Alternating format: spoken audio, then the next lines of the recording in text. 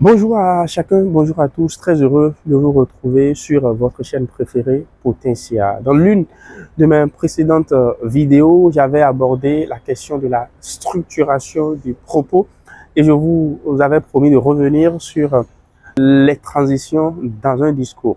Si c'est votre première fois ici sur cette chaîne, abonnez-vous, likez, partagez et surtout laissez-nous vos commentaires afin que nous puissions faire pour vous les production qui vous touche le mieux.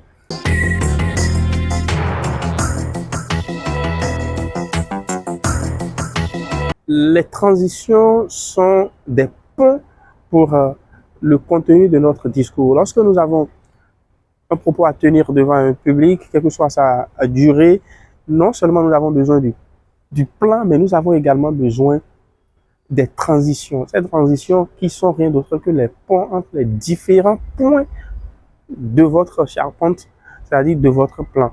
Donc, si vous devez passer d'une idée ou d'un point à un autre, il y a forcément des transitions. Donc, il y a des transitions pour passer d'une idée de façon générale à une autre. Il y a des transitions pour dire qu'on veut aller dans le sens inverse, c'est-à-dire autrement dit. Si je dis autrement dit, si je dis par exemple, ceci nous amène à aborder la question, c'est-à-dire que je passe d'une idée à une autre.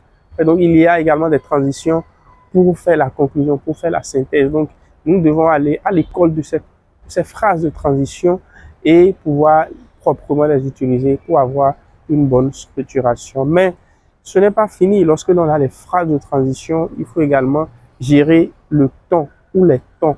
Parce que pour passer d'une idée à une autre, par exemple, vous passez de la thèse à l'antithèse, vous devez non seulement avoir la transition, mais vous devez adjoindre à cette phase de transition-là un temps approprié.